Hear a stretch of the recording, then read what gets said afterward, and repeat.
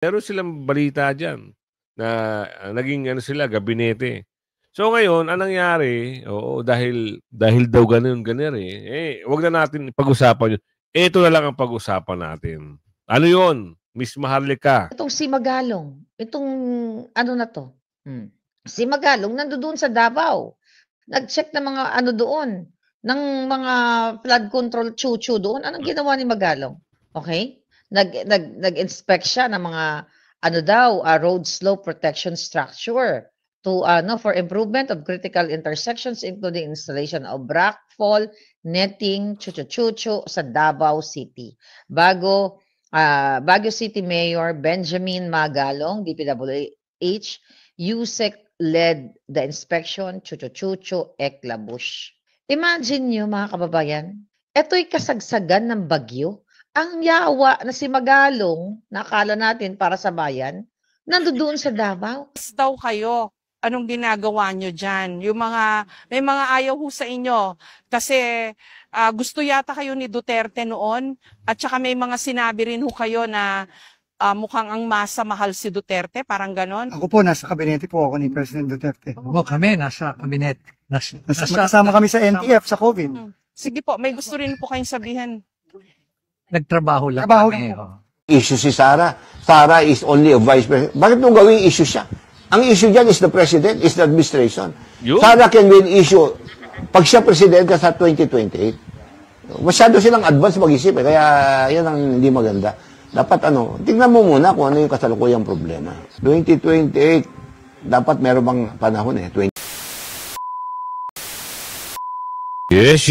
Good morning, everyone. Nandito naman si Kuya Gus nagbabalik. At syempre, kung di ka pa nakasubscribe sa ating channel, pasubscribe na lang po at hit mo na rin yung bell para lagi kang updated sa ating mga video.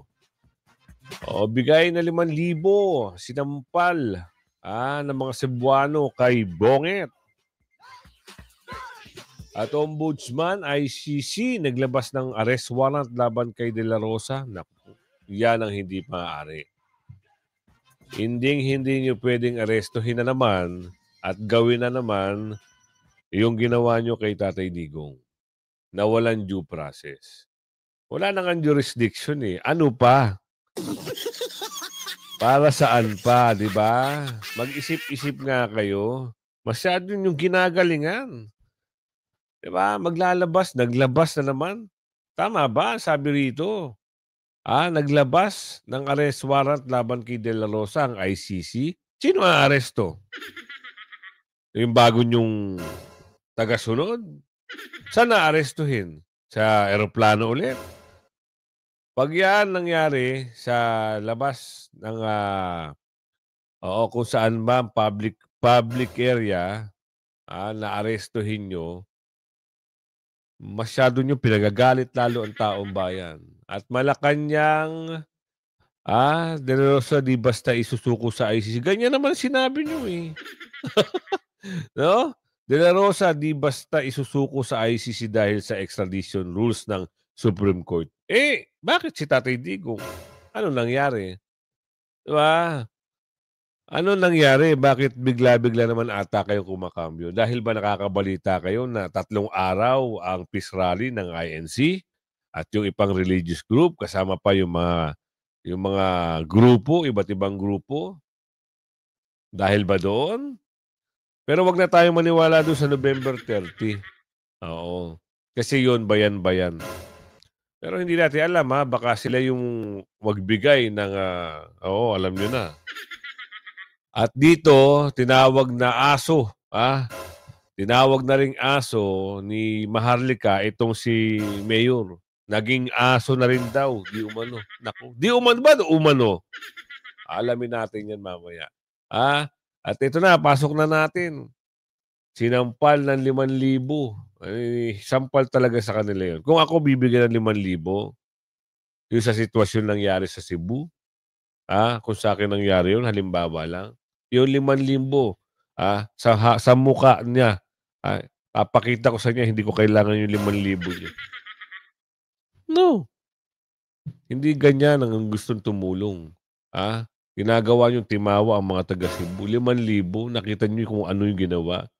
Pero ang galing niyo magbigay sa AIX, sa TUPAD, kung saan-saan pa kayo hindi lang 5,000 ang lumalabas sa AIX, 15,000 ata yun. Sa TUPAD, 15,000. Hindi ako nagkakamali. Kasi dito sa Mars, meron ding meron din tayo nababalitaan ganyan. Pasok. Pinatikos ng mga netizens ang ipinangako ni BBM sa Cebu na 5,000 piso sa mga pamilyang nasalanta ng bagyo at baha. Bakit nga naman daw kasi 5,000 piso lamang? Makapagpapatayo ba ito ng bahay? Kung ikukumpara mo nga naman daw noon, sa isang babaeng lumabas lamang sa Imbornal, abay nagkaroon ng 100,000? instant 80,000 pesos. Tama. Take note ha, hindi siya nasalanta ng kahit anumang kalamidad at sakuna. Lumabas lamang siya sa Imbornal. Kaya naman si Atty. Rowena Guanzon ay may matinding pagbanat. Mga nasiraan ng bahay at kabuhayan dahil sa bagyo, bibigyan ng DSWD ng 5,000 to 10,000 pesos. Babaeng lumabas lang sa Imbornal, binigyan ng 80,000 pesos ng DSWD. Pambihirang gobyerno ito.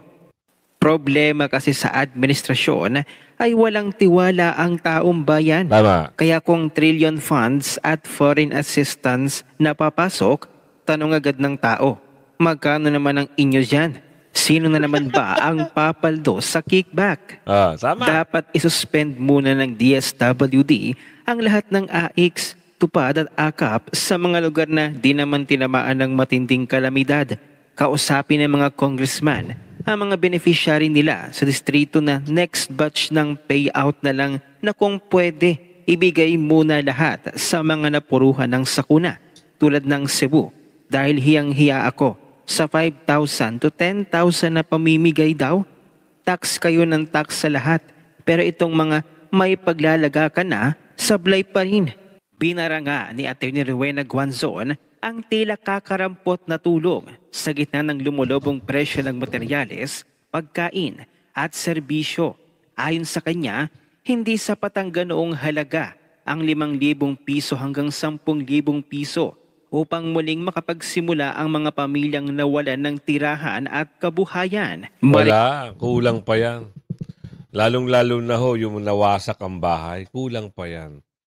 Ay, ang hirap Diba? Kamal-kamal na mali-malitang pera ang yun na lang sana. Ipamigay nyo sa taong bayan para makabawi naman kayo. Diba? Para makabawi sila kahit papano. Yung mga kasalanan nila mabawasan. At itinulong nila, diba? Ang daming pera. Ang usapan, trillion daw billion yung billion na yun, pamahagi.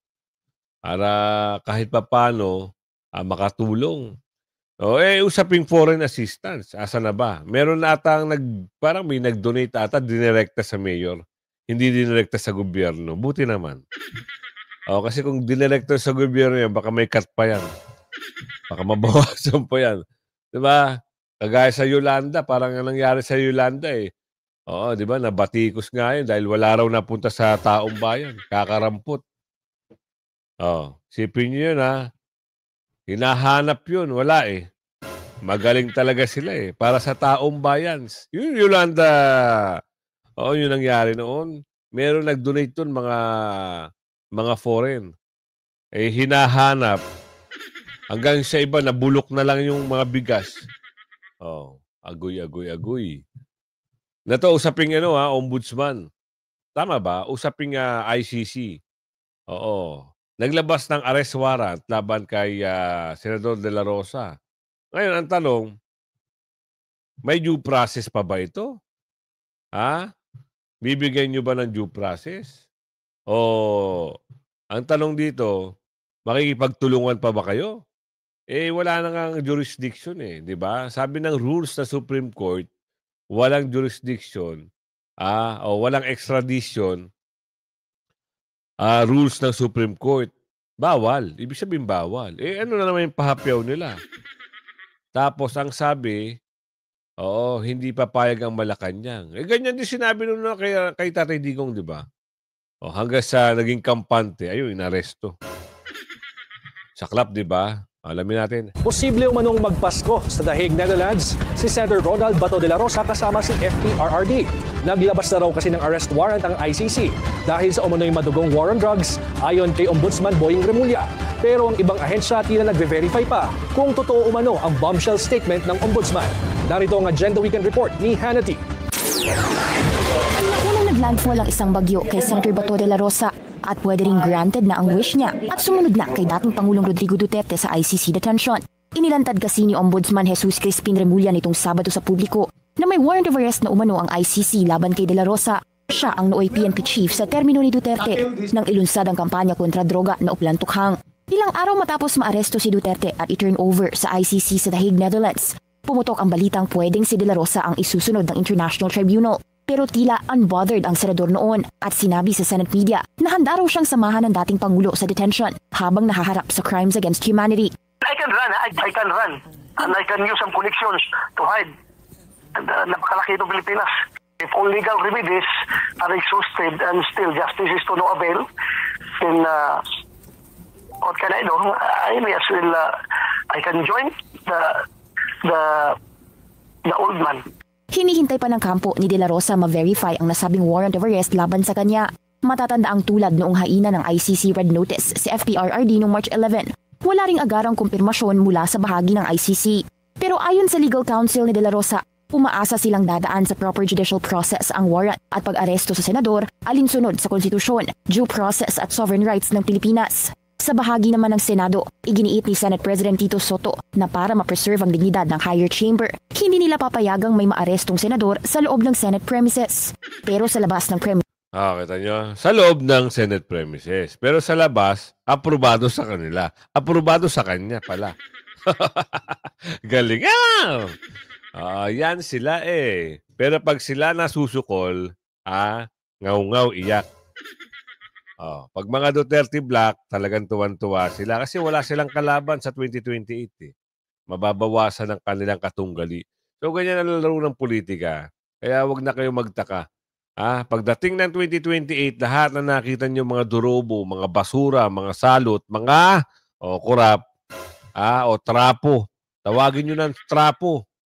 Diba? Kaya nga yung kanta dati na trapo ka kasi, trapo ka kasi, di na natugulo, pero nakalimutan ko na. Oo, ganun talaga ang mga galawan yan. So ngayon, kung sakasakali talaga magkaroon o meron man, pababayaan pa ng taong bayan, wag lang nilang gawin yung ginawa nila kay Tatay Digong. Na talagang pinilit nila at wala yung taong bayan doon. Dahil kung nandoon, sa labas ng airport nila ginawa yon, ang taong bayan nalaman agad, sigurado may paglalagyan sila. Ang ginawa kasi nila, nandun hindi ka makapasok kasi military compound. Magaling ang advisor, sipin nyo.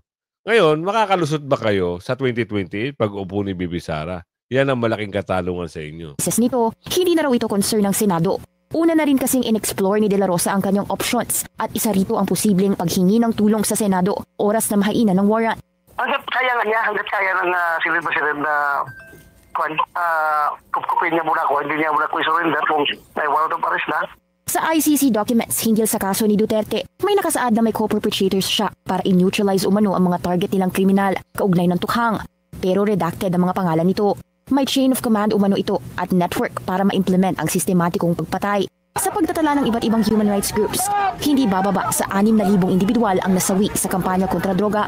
Ayon naman sa DILG, as of noontime ng November 8, wala pang natatanggap na anumang red notice ang ahensya laban kay de la Rosa, kaya wala pa raw actionable document para respondihan ng departamento. Nako, huwag kayong magtitiwala. Ganyan-ganyan yung nangyari kay Tatay Digong. Wala, puro wala. Yung namumuno, sinabi, hindi makikipagtulungan. Hindi kami makikipagtulungan. Yan ang lagi sinasabi. Yan ang binabanggit niya. Diba? Walang jurisdiction ang ICC rito. Hindi, bawal yan. Ayun na. Nung natapos na, naisakay na, ando na, naikulong na. Kailangan ho natin Kasi kung hindi natin gagawin, hindi tayo tutulungan ng Interpol kung sakali mangailangan tayo, hanapin yung mga fugitive. Yung mga takas. Tama ba? Yun ang mga kanilang mga pronouncement. Ito na tayo eh. Bigla na lang eh. Meron na naman. At sabi rito, ito na naman, meron naman sila, puro sila sabi. Hindi basta isusuko sa ICC dahil sa extradition rules ng Supreme Court. Nako po. Karudi, talaga naman mainam. Totoo ba yung mga pinagsasabi? Ubunyi ang pamilya ng mga biktima ng EJK sa balitang naglabas na umano ng arrest warrant ng ICC laban kay Senator Ronald De La Rosa. Hindi naman daw basta isusuko ng Malacanang ang senador. Alamin kung bakit sa Agenda Weekend Report ni Ivy Reyes. Gaya ng pahayag ng Senado, hindi raw basta-bastang ibibigay ng pamahalaan si Senator Bato de la Rosa sa International Criminal Court dahil bago na ang extradition rules ng Korte Suprema. Sa ilalim ng bagong extradition requirements, pwede lang ma-extradite ang isang Pilipino kapag punishable sa parehong Philippine law at batas ng requesting state ang kanyang charges. Magsisimula lang ang proseso ng extradition kapag nag-file ng verified petition ang Justice Secretary na tinatawag na Central Authority dito o kahit sino mula sa Office of the Chief State Counsel sa Extradition Court. Pagdating naman sa paghahain ng arrest warrants, kailangan muna magsagawa ng Extradition Court ng isang ex parte review para siguraduhin na una, tama ang taong nakasaad sa extradition petition. Pangalawa, extraditable ang criminal offense. At may sapat na mga dokumento at mga ebidensya ang kailangan ipresenta sa extradition court. Ayon pa rito, ang extradition proceedings ng Pilipinas ay hindi naman categorical determination na guilty o inosente ang isang extraditee. So, maaari bang hulihin ng Interpol si Senator Bato gaya ng pagkakaaresto kay former President Rodrigo Duterte nitong Marso? Ayon sa SC, kung may urgent arrest request, pwede. Nasa Central Authority ang desisyon na utusan ang National Bureau of Investigation na magpasa ng isang ex parte application para sa provisional arrest na nasasakdal. Para sa Agenda Weekend, Ivy Ray. Nako, kung meron pala, pwede, agoy-agoy. Akala ko hindi pwede. Wala rin pala. Diba? Ano pa silbi nyo? Dapat hindi na nagkaroon ng hukuman dito. Kasi, pwede rin pala mapadala at doon, dapat nga kung wala ng jurisdiction, tigilan na eh. Walang jurisdiction anong gagawin? Kawawa talaga. Pag nakipagtulungan na sila, wala nang magagawa. Pero sabi nga ng taong bayan, sabi rin dito, galingan nyo. Dahil malapit na ang 2028. Next month, December na. January 2026 na. Konting kembot na lang. Ang bilis lang ng panahon. Tama, di ba?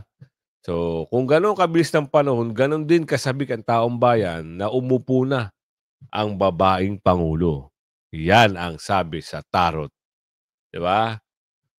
San Fernando Saldico nag-apply na accountability clearance sa Kamara. Ano ito? Anong kwento na naman ito? Accountability clearance. So meaning to say, alamin natin. Nag-apply na umano ng accountability clearance si dating Congressman Zaldico sa Kamara. Ayon kay Kamanggagawa Party List Representative Eli San Fernando. Kaugnay nito, hindi pa rin tukoy ang kinaroroonan ng dating kongresista.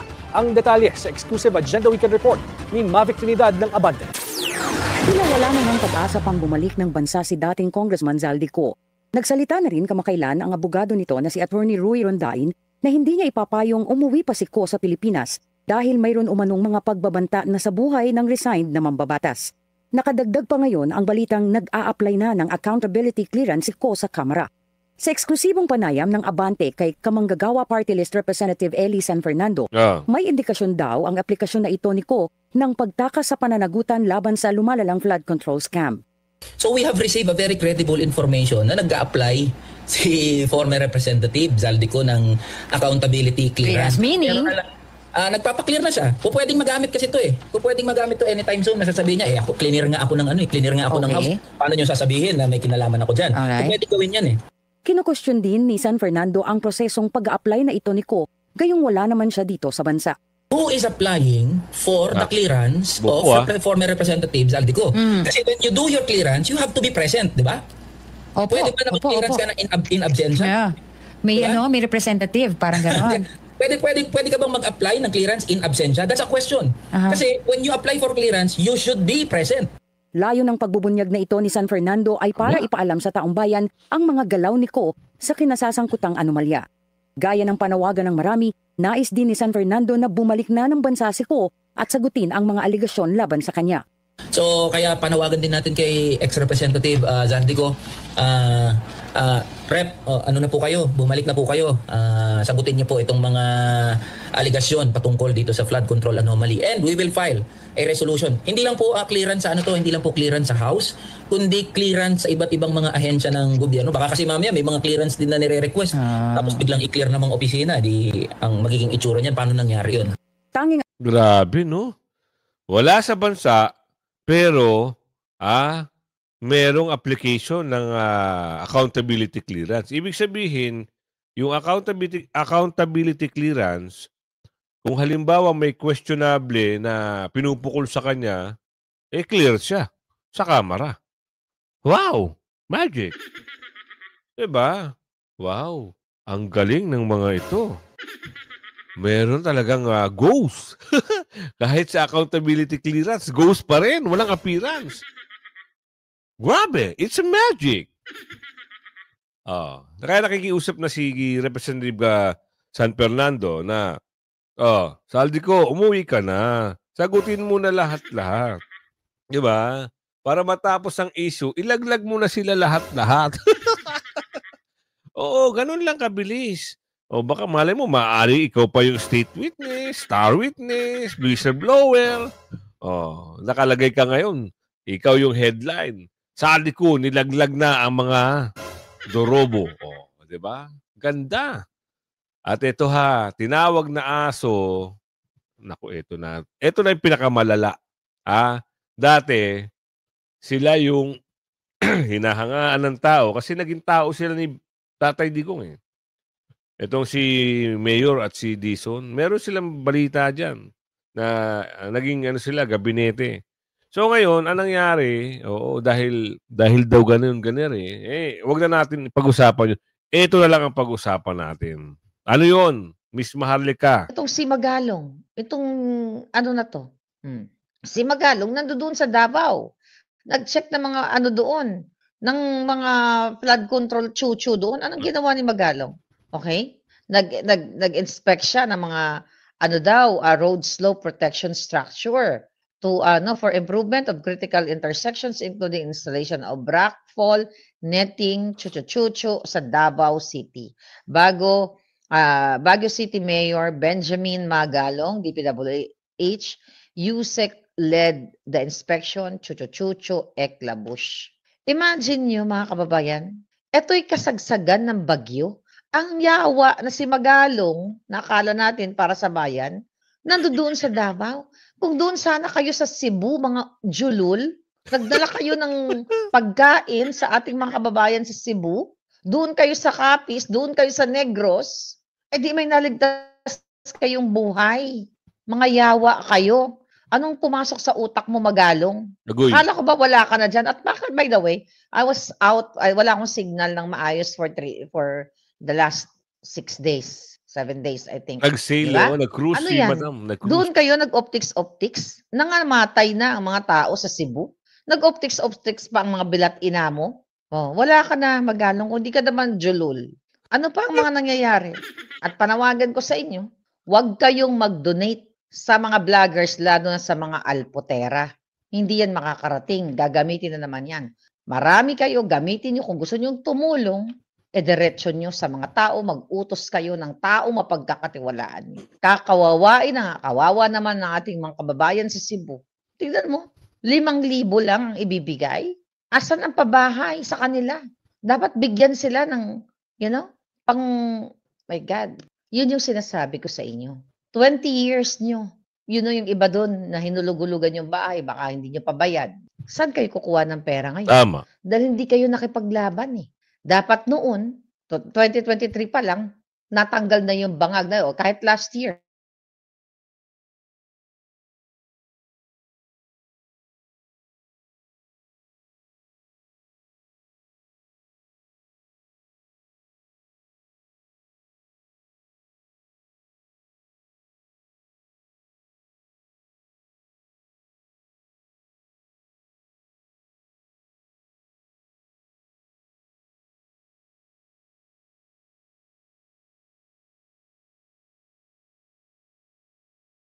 nawawala yung connection. Diyos me, Marimar. Ulitin natin, ha? Last year, hindi na nangyari ito dahil, itong flood control money o fund ay nabigyan sana ng tamang project ang inyong mga probinsya. Oo. Walang helicopter, walang boat. Excuse me. Sabi ni Loved One and Bing Conde, anong klaseng gobyerno? Walang gobyerno. Si Bangag, baka during the typhoon, nandoon pa sa Korea nang aambush kay Xi Jinping, di ba? Noong mga moment na yon. Ngayon may parating na naman na bagyo. Antayin niyo pa ba na lumutang ang buong Metro Manila at kayo naman ang susunod na biktima? Pumunta kayo sa rally. Patalsikin niyo si Marcos Jr. Agoy. na magnanakaw sa kaban ng bayan. Ninanakaw. Imagine niyo ang kanyang confidential funds. 'Di ba? Diyan sa budget deliberation na nakaraan. Zero, wala man lang natira na parang resiko o barya. Dahil ninakaw nila ang pera. Not only sa funds nila, confidential fund, flood control, sabi ko nga, sa iba't ibang ahensya ng gobyerno. Ninanakaw nila. Tama. By the way, from now on, live na tayo sa ating TikTok para makasunod tayo sa ating mga kababayan. Alright? Ngayon, itong mga tanga dito, Bisaya pa man din ito, umuwi daw ako para, bakit ako uuwi? Ang bahay ko nandito, isa pa yan. Mga katangahan ninyo, ipinaglalaban kayo, ayan, sige, sana hindi kayo anurin ng baha sa susunod. Imagine nyo yung mga mentality ninyo, mga mentality ninyo. Umuwi ka kaya dito, Maharlika? Diba? Kabubuhan lagi yung mga sinasabi. Diba? Sana anurin kayo ng baha. Para yun na doon yung ma-realize, kumakapit-kapit, ay tama pala si Maharlika, tangina palang bangag yan, ganyan, di ba? My home is here. Okay? So, kung gusto mo, pumunta ka dito sa Amerika, kumuha ka ng visa. Magpatulong ka kay bangag na adik. Ngayon, si Pangulong Duterte ang sinisisi ng mga hayop. Pangulong Duterte, 3 years na si bangag. Kung may pagkakamali, let's say for example, bigyan natin sila ng tamang laban. Okay. O nakita mo na pala, may pagkakamali ang Duterte, 22, 23, 24. Walang pinagkaiba si Bangag Jr. kay Jabnoy. Malay mo, magaya din si Marcos kay Jabnoy, mategi ng anytime soon. Hindi magpapalitsyon tayo, di ba? Mategi yung adik na yan sa kasisinghot. Dahil siya ang nagpapahirap, nagpapalubog sa ating bayan. Yang buwaka ng inang Marcos na yan na adik sa pinaka-adik. Kayo dyan sa Luzon, I hope, okay? I hope hindi kayo maging biktima ng katulad ng mga naranasan ng ating mga kababayan sa Cebu. Tapusin nyo na si Marcos Jr. Patalsikin nyo na si Lisa Tanas. Diyan si Lisa Marcos Aranetang demonyong babaeng yan. Yan ang waka ng inang bigao na yan. Yan ang umuubos ng pera ninyo. Yang hayop na yan, pag dinisect nyo ang katawan yan, nandun sa loob ang pera ng bayan. Sa pag-iinom niya ng alak, pagdodroga, sabi nga ni Kati Binag, inalok siya ni Lisa Tanas ng droga, ng pulburon. Pag dinisect ninyo o finorensic ninyo ang katawan ni Lisa Tanas, nandyan ang katas ng pera ng bayan. Sa paggamit ng pulburon, sa paglaklak ng mamahaling alak. Di ba? My goodness, mga kababayan. Nakagalit. Ano ang mga balita? Ganun pa rin ang mga nangyayari recently, di ba? May nagrally sa ombudsman that ikulong si Marcos. Patalsikin talaga yan. Dapat ikulong. Kulang ang buhay nila. Kulang ang habang buhay na kulong. Dapat bitay patiwarik. Si Lisa Tanas dapat makulong. Yang hayop na yan, si Tambaluslos, dapat makulong yung mga hayop na yan. Or, ibitay talaga kasi natitwist ang batas. Malay mo, pag nag-change na naman ng government, makakalaya na naman sila o ipapardon sila pag nakulong. So, dapat bitay talaga. Para makita ng taong bayan kung paano magurgur ang mga demonyo, mabigyan man lang ng sample. Kasi hanggang ngayon, wala pang napapakulong dyan sa flood control na yan. Di ba? Yung mga Oo, galing talaga nito ni Miss Maharlika. So ngayon, meron nagsalita rito. No? Salamat sa paliwanag at kaya nasabi, nabanggit din nagalit siya kasi parang naman daw, Bakit noon? May paliwanag kasi dito ang mama. So, hindi ko lang alam kung magugustuhan ng taong bayan yung paliwanag. Kasi ang ini-expect ng taong bayan, nag-resign ka na nga eh. Bakit andiyan ka? So, isang maliit na clip lang na makikita nyo, yung paliwanag niya na trabaho lang daw. Yun ang sabi niya. O ngayon, ang taong bayan, naghahanap ngayon ng, bakit ganun? Bakit ganire? Alam nyo kung ano? Saan na ba yun? Ito, papakita ko. DDS daw kayo. Anong ginagawa nyo dyan? May mga ayaw ho sa inyo. Kasi gusto yata kayo ni Duterte noon. At saka may mga sinabi rin ho kayo na mukhang ang masa mahal si Duterte. Parang ganon. Ako po, nasa kabinete po ako ni President Duterte. Oo, kami, nasa kabinet. Kasama kami sa NTF, sa COVID. Sige po, may gusto rin po kayong sabihin. Nagtrabaho lang Trabaho kami. lang po. Trabaho lang. Alam mo, Peter's principle maayos ang trabaho mo, magugustuhan ka ng boss mo. Lagi na lang ikaw ang papatawag. Di ba? Magiging close ka sa kanya. Dahil nagtatrabaho ko in the same manner na may bago tayong presidente, nagtatrabaho tayo na maayos. Kaming dalawa ni Segbis at iba pa. And ako, I think po, po yan. Credit po yan ang testament kay Pangulong Marcos na wala siyang ganung pagtingin. No colors. Wala siyang kulay. No? Kung sino ang tingin niyang makakatulong, aayain niya. At kami naman ni Mayor Benji. Kaso hinahalo po yung politika eh. Ganun po talaga. Ano masasabi niyo ho? Kailangan masanay na ho tayo dyan. Ganun ho talaga. Ini-ignore ko na lang. Nagtatrabaho na lang ako. Trabaho na lang. Bahala na lang sila. Kasi distraction lang yan. Trabaho lang. Pag hindi ko na lang pinapansin. Agoy. Nasa inyong mga kamay. Comment lang kayo sa comment section. Anong masasabi niyo doon? At ito pa. Naku, may isa hong mama na nagbigay ng pahayag. Ano ba yung pahayag niya dito? Asan na ba yun? Ito. Issue si Sara. Sara is only a vice president. Bakit nung gawing issue siya? Ang issue dyan is the president, is the administration. Sara can win issue. Pag siya presidente sa 2028, masyado silang advance mag-isip. Kaya yan ang hindi maganda. Dapat tingnan mo muna kung ano yung kasalukuyang problema. 2028, dapat meron bang panahon 26 ngayon, 27, 2 taon pa. They're still targeting Sara. Alam mo yan, dalawa kasi yan Dalawang bagay yan. Pag tinatarget mo yung isyong isang tao, it's either nakakasira o nakakatulong. Kapag mali yung mga issue mo sa kanya, lalong bumabango yung tao. Ako, wala akong particular na pinipiling politiko. Ang sa akin lang, kung sino pagdating ng 2028, among them. Kasi hindi pa ako pwedeng mamili ngayon dahil hindi ko pa alam kung sinong kalaban ni Sara. Sa panahon ngayon, Sara is the best so far. But you don't know. 2028, may lalaban pa sa kanya. So, mahirap mo na mag-commit. Kasi, halimbawa, si Sara, yung sinabi niya noon na 2 tao lang ang humahawak sa pondo. Kaya tawanan, di bigyan ng pansin. Di ba? Siya pang masama. O ngayon, lumalabas na tama siya. O di paninira na sa kanya, tumama sa kanya.